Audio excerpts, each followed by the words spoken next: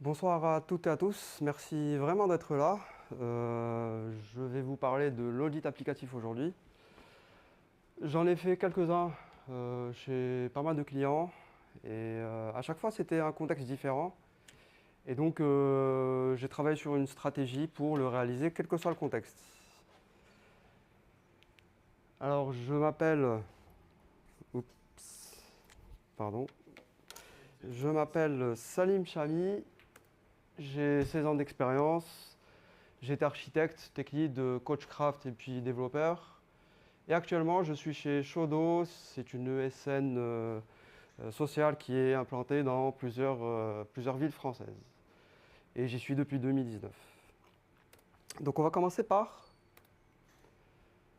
définir ce qu'est l'audit applicatif. Eh bien, c'est un examen systématique et ciblé des systèmes informatiques d'une organisation.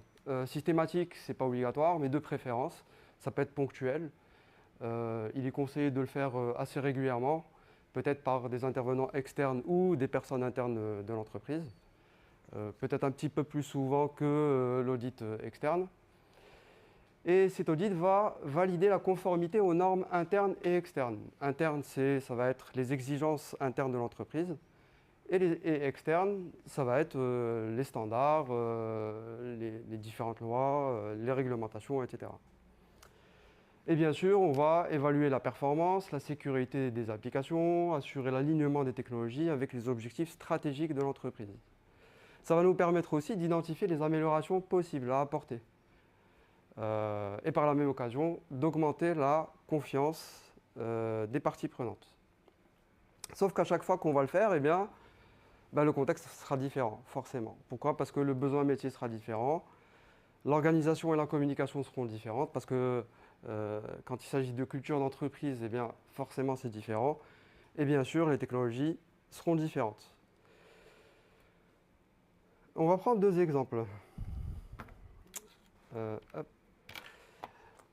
On va prendre deux exemples. La société Énergie 42 qui est dans le domaine de l'énergie, vous l'aurez deviné. Eh bien, on est dans une équipe de plusieurs personnes, plusieurs équipes, on est dans un service avec plusieurs équipes techniques de développement. Chaque équipe travaille sur une application différente, dont l'une présente un problème. Donc la manager nous contacte pour nous demander de faire un audit sur cette application-là, sur une des applications. Pourquoi? Parce qu'elle présente des problèmes. Donc cette application est vraiment très importante. Pourquoi? Parce que c'est une application de comptabilité qui était destinée à toute la société, c'est-à-dire à tous les services de la société. Ils ont commencé par un seul service pour l'éprouver un peu et puis l'étendre par la suite. Sauf que ils ont eu quelques petits problèmes. Ils ont passé 2 ans de développement donc dessus. Ils ont explosé le budget et puis ils se demandent s'ils doivent continuer le projet ou l'arrêter. Et dans le cas où ils continuent, eh bien, ils vont faire appel à une nouvelle équipe. Pas de test automatisé, pas de bug. Le métier n'est pas sensibilisé aux bonnes pratiques de dev. Peut-être que l'expression du besoin n'est pas correctement faite. Et puis, le besoin change trop fréquemment. On va prendre un deuxième exemple. Byte, qui est une marketplace, comme les marketplaces qu'on connaît.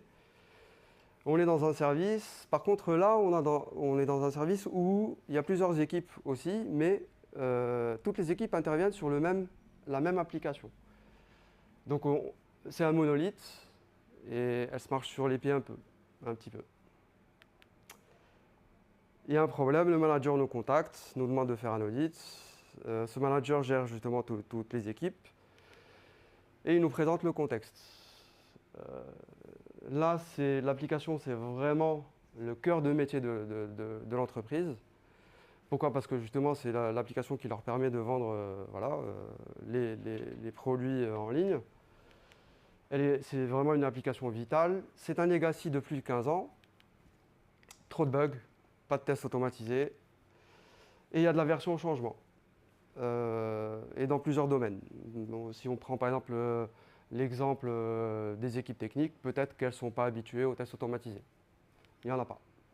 trop d'applications partenaires avec des flux bidirectionnels.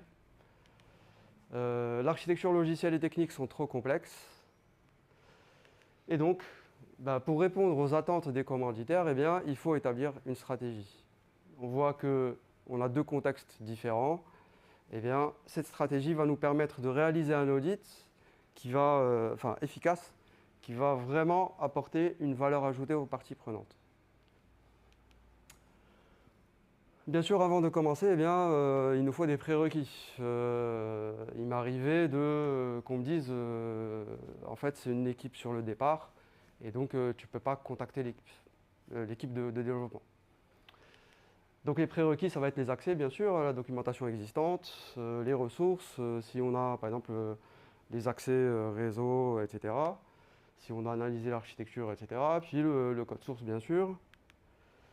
Les outils, avec le paramétrage, les licences, etc. Donc ça va être les outils déjà utilisés dans l'entreprise et puis les outils qu'on va utiliser pour réaliser l'audit. Bien sûr, les exigences légales et réglementaires. Les données de test, pour qu'on fasse des tests justement pendant notre analyse. Et puis la liste des profils à contacter. Le profil tech, management, le métier aussi, éventuellement,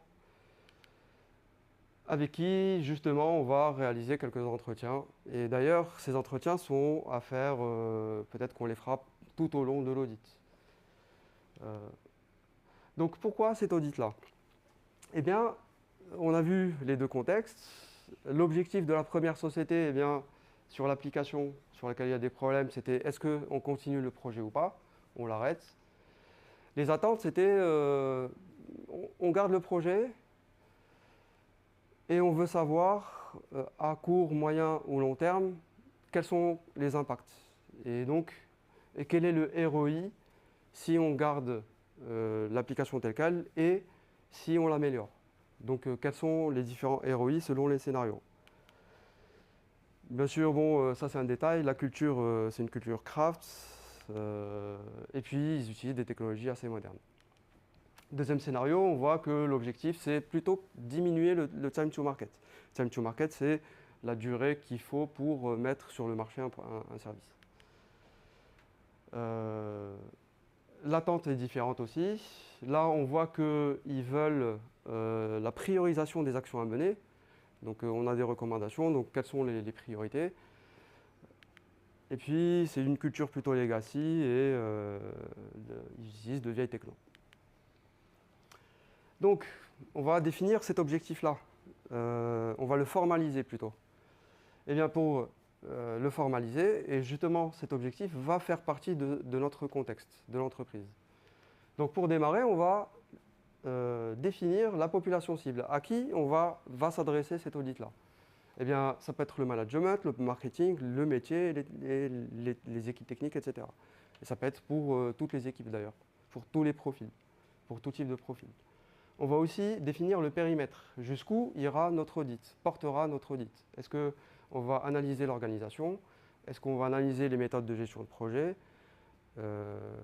Et puis la technique. Et même concernant la technique, ça peut être l'infrastructure, le code, la CI/CD, etc.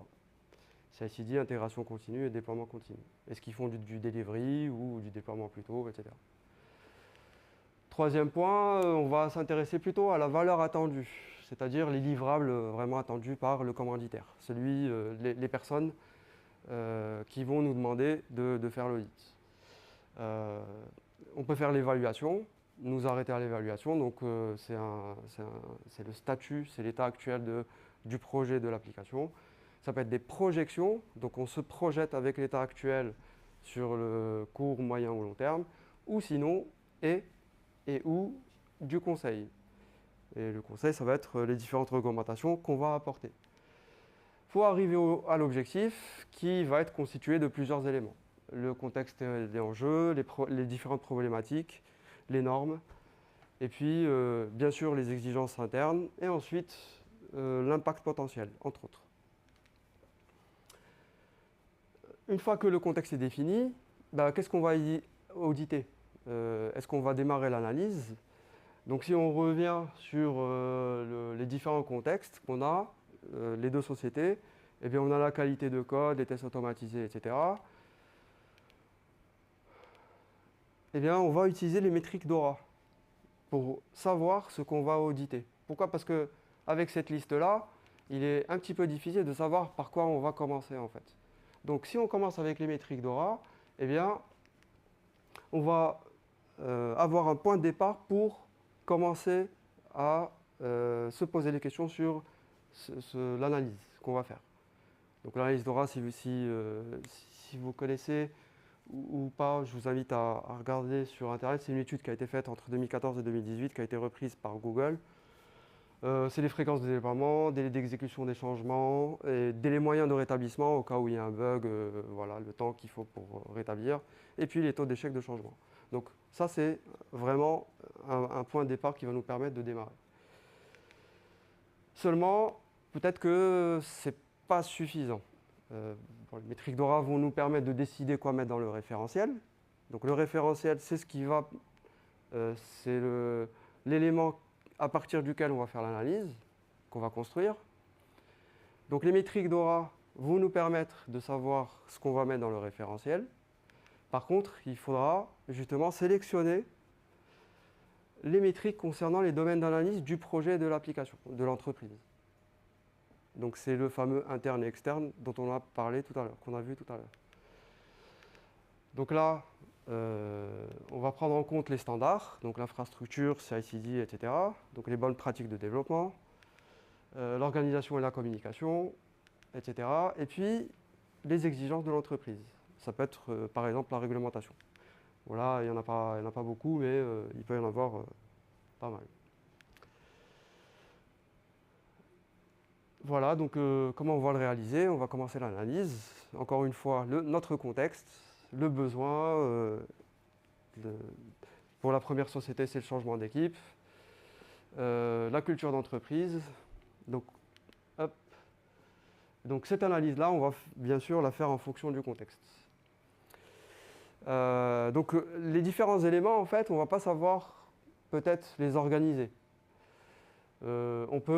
Ici, on peut commencer par le besoin métier, ensuite travailler sur le management, les méthodes de gestion de projet, pour arriver au code, donc du plus gros au plus petit, enfin voilà, au plus spécifique.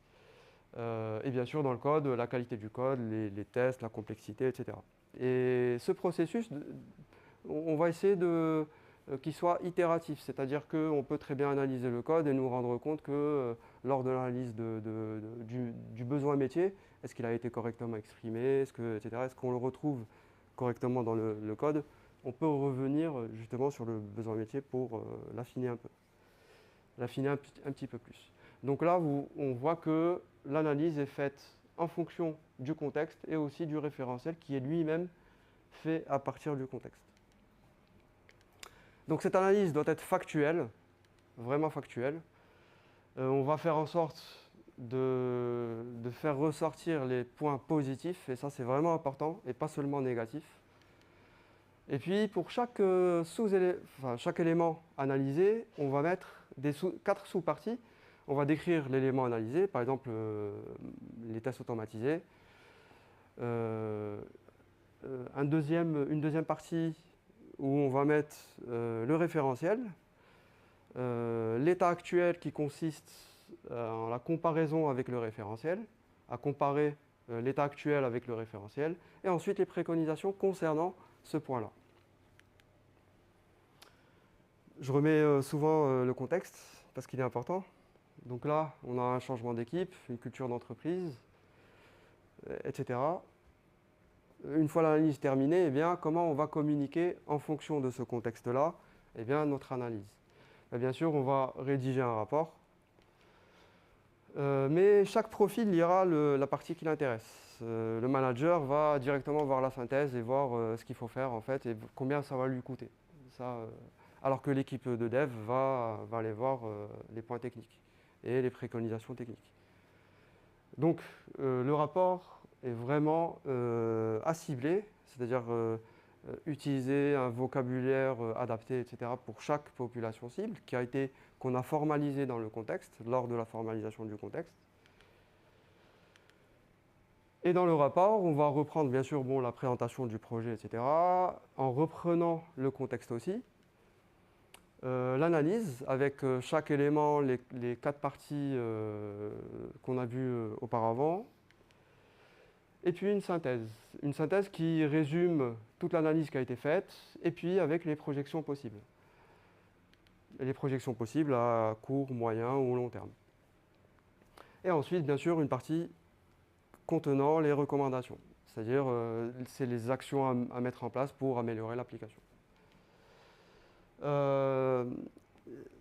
Il est vraiment important de mettre des visuels. Pourquoi? Parce que c'est ce qu'on voit en premier en fait. Si je suis manager, je vais aller voir la synthèse ou même technique pour avoir un aperçu rapide de l'analyse. Et donc là, en fait, un des visuels intéressants, c'est un graphique sur lequel on va mettre l'indice de risque des éléments analysés. Ici, par exemple, j'ai tests automatisés, eh bien, ils sont risqués, il n'y a pas de test. On a vu sur la marketplace, eh bien, il n'y avait absolument pas de test. Plusieurs équipes qui travaillent sur un monolithe sans aucun test. Donc là, on va le mettre risqué et on va superposer sur l'indice de risque eh bien, les différents scénarios des actions à mener, des recommandations en fait. Selon les scénarios, on peut commencer par exemple par les tests automatisés, ou on peut commencer par exemple par l'architecture logicielle par exemple, ou les différents modules de l'application, etc. Donc, ça peut être plusieurs scénarios selon le contexte, selon votre analyse, notre analyse. Un deuxième visuel, c'est le tableau Moscou. Donc Moscou, c'est pour must have, should have, could have et won't have. Ce tableau est vraiment intéressant parce qu'il va prioriser justement les actions à mener, les recommandations. Donc on va commencer par le plus prioritaire jusqu'au moins prioritaire. Won't have, c'est peut-être à faire, mais à beaucoup plus long terme. Et chaque colonne peut aussi être priorisée, high, average et low. Bon, du plus haut au moins urgent. Par exemple, la plus urgente, l'action à mettre en place, peut-être, c'est supprimer les liens bidirectionnels entre l'application monolithe et puis le provider X et Y, qui pose peut-être beaucoup de problèmes à toutes les équipes. Là, une fois que le rapport est terminé, eh bien, on va faire une restitution. Donc on va organiser plusieurs sessions pour présenter justement ce qu'on a fait, donc l'analyse et puis voilà, le rapport. De multiples sessions sont possibles selon la population cible. Voici un récapitulatif du workflow, enfin du process. Donc on a le contexte construit en premier, le référentiel, l'analyse qui est faite en fonction des deux, et ensuite le rapport qui est fait en fonction de l'analyse, et ensuite la restitution. Je vous remercie.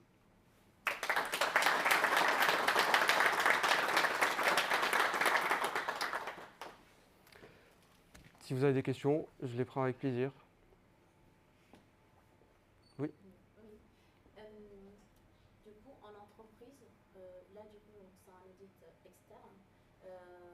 En entreprise, pour une équipe, par exemple, quelle est la différence, imaginons, d'un post-mortem ou d'un REX, selon le stade du projet, du développement du produit? Parce que là, il y a beaucoup de choses qui sont exactement similaires qu'un post-mortem.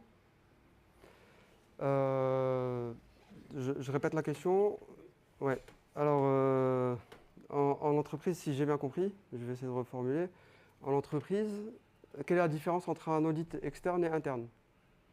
Bon, en fait, j'ai fait exactement la même chose, mais en interne, du coup, avec le même diapositive. Oui. Donc, est-ce que c'est le fait d'être du coup complètement extérieur de l'entreprise, peut-être De préférence. C'est toujours mieux de faire appel à un avis externe. Ça, par exemple, ça me fait penser à la fréquence de l'audit. Un audit interne peut être fait, par exemple, tous les 3 mois et un audit externe une fois par an. Et un audit externe est toujours plus intéressant. Par contre, on peut utiliser exactement la même méthode, en fait, pour justement réaliser l'audit. Parce que là, à quel moment intervient en fait l'équipe? Parce que dans un post-mortem, par exemple, on va réunir les personnes qui ont été acteurs donc, de ce développement de produit. autour d'une même table pour trouver les solutions. Et Oui. là, j'ai l'impression que l'audit, c'est vraiment, on va peut-être interroger les personnes et après on leur montre les solutions qu'on pourrait trouver. Du coup, c'est pour ça que je sais pas si on a fait la question. Je suis pas sûr d'avoir compris, pardon. Non, mais j'essayais juste de comprendre la différence de cet audit de conseil par rapport à un post-mortem qui Qu'est-ce que tu appelles un post-mortem? un post-mortem, c'est exactement le déroulé qu'on a dit là. Ah oui, d'accord. Quelle est la différence? Ben, ça, c'est un audit. C'est une façon de réaliser un audit. En fait, juste peut-être pour aider, j'ai l'impression que l'approche qu'elle pose, c'est qu'il y a une approche plus participative dans la manière dont elle formule l'audit interne, alors que dans ta approche, ça a l'air d'être plus descendant. C'est-à-dire que de ce que je perçois, c'est je vous écoute, moi de mon côté j'analyse et je vous dis quoi faire. Oui. Et dans quelle mesure tu intègres, tu fais en sorte que l'équipe trouve aussi des solutions, ou alors est-ce que ton audit c'est juste je pose les problèmes, je vous propose des solutions et puis après à vous de vous débrouiller en fait, tu vois un peu comment tu poses ça en fait. Exactement. Ouais, merci. Alors, je reformule. Quelle est la participation des équipes qui participent au projet, globalement? J'ai parlé des entretiens. Forcément, ces entretiens-là, ils sont à organiser, mais vraiment tout au long du projet. Et ils sont à co-construire avec, l'audit est à co-construire avec toutes les parties prenantes pour vérifier justement si on répond aux besoins en fait. Et pour faire évoluer justement toutes les phases, l'analyse, le rapport, etc. Donc on peut faire un point avec les parties prenantes et les commanditaires aussi pour justement faire évoluer l'audit, toutes les phases de notre audit. Avec sur ton audit, tu vas ratisser large. Tu vas faire émerger des choses que les gens n'ont pas forcément envie de voir en plus derrière, et tu vas le dire avec ton regard extérieur et avec ta légitimité de prestataire. Pourquoi ta légitimité? Parce qu'avec un audit, en fait, tu as un mandat. Parce que souvent, ça va être un head-off ou un CTO qui va t'engager. Donc ton mandat va te permettre d'aller mettre le bol là où les gens n'ont pas trop envie. Sur ton post-mortem, qui va être très porté en général sur un problème de production, tu vas être sur une zone plus restreinte et en général, une fois que le feu est éteint, on passe à la suite, il faut reproduire de la fiction. Donc, en général, c'est ça. C'est les grandes différences que je vois. Et là, il a bien montré qu'on balayait large quand même. Il y avait plein de points, le CI/CD, les tests. Ça va être la grande différence. Sur le post-mortem, à moins qu'on soit acharné, on a moins le temps en général. Merci. Je crois que c'est terminé. Merci beaucoup et je me ferai un plaisir de discuter.